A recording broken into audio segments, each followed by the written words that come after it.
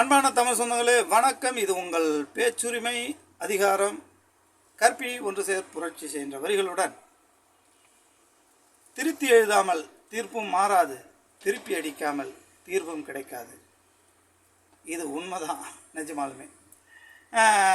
சட்டமன்றத்தில் வருகின்ற நடந்து முடிந்த சட்டமன்றத்தில் ஒரு விவாதம் நடந்தது. அதில் என்ன பார்த்திங்கன்னா, காலனி என்ற சொல் தமிழகத்தில் இனி இருக்கக்கூடாது, அதை உடனடியாக நீக்க வேண்டும் என்று சட்டமன்றத்தில் தமிழக முதல்வர் மு.க.ஸ்டாலின் அவர்கள் ஒரு அறிவிப்பை செஞ்சுருந்தாங்க. அந்த அறிவிப்பை அனைத்து கட்சியினரும் ஆதரித்தார்கள். ஆனால் பிஜேபி மட்டும் அதில் உள்நோக்கத்தோடு பார்த்து கோயம்புத்தூர் சட்டமன்ற உறுப்பினர் வானதி சீனிவாசன் அவர்கள் அந்த அம்மையார் என்ன சொல்கிறாங்கன்னா, காலனி என்ற சொல்லை நீக்க வேண்டும் என்று முதல்வர்கள் ஆணையிட்டிருக்கிறார்கள். நாங்களும் அதை வரவேற்கிறோம். இருந்தாலும் காலனி என்ற சொல் இப்போ பார்த்திங்கன்னா, ஒரு எக்ஸாம்பிள் அவங்க சொல்கிறத பாருங்கள். ஒரு சூசகமாக சாய்பாபா காலனி அப்படின்னு இருக்கும். அந்த காலனி எடுத்துட்டால் வெறும் சாய்பாபா தான் இருக்கும். அதே போல் எம்ஜிஆர் காலனின்னு இருக்கும். அந்த காலனி எடுத்துட்டால் வெறும் எம்ஜிஆர் தான் இருக்கும். அதே போல் பார்த்திங்கன்னா திருவிக்கா காலனின்னு இருக்கும். இதே போல் அந்த காலனி எடுத்துட்டால் வெறும் திருவிக்கா தான் இருக்கும். பாருங்கள் எவ்வளோ உள்குத்து பாருங்கள். ஏன்னா சாதி ஒழியக்கூடாது என்ற கவனமாக உள்நோக்கத்தோடு இந்த அம்மையார் வானதி சீனிவாசன் அம்மையார் அவர்கள் பேசுகிறாங்க. ஏன்னா பிஜேபியின் திட்டமே அதுதான். எக்காரணத்தை கொண்டும் மத ரீதியாக யாரும் ஒன்றுபற்றக்கூடாது. அதே போல் சாதி ரீதியாக யாரும் ஒன்றுபற்றக்கூடாது என்ற கவனமாக இருப்பது இந்தியாவிலே ஒரே கட்சி பார்த்திங்கன்னா பிஜேபி கட்சி தான்.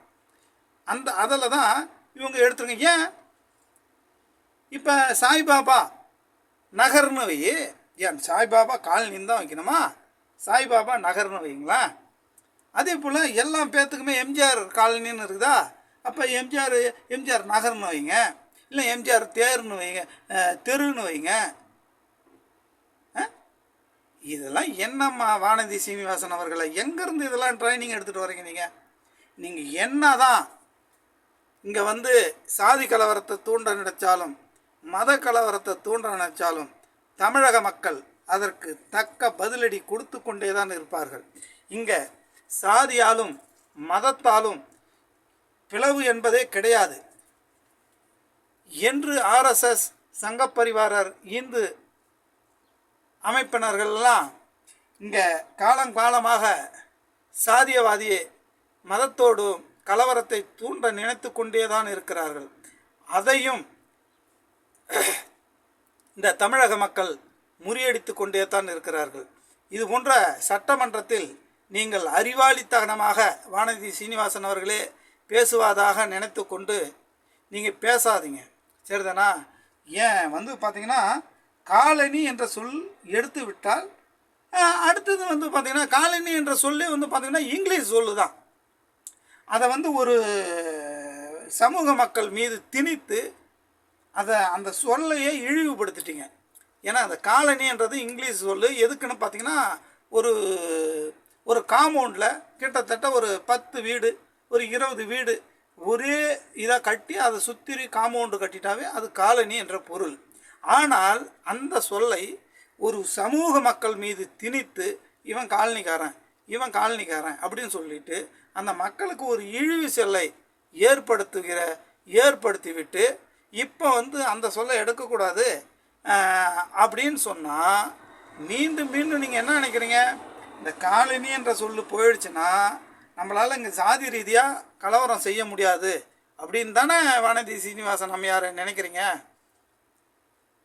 சாதிகள் இருக்கும், சாதிகள் அறவே ஒழிக்கவே முடியாது, எந்த அரசு வந்தாலும் ஒழிக்க முடியாது.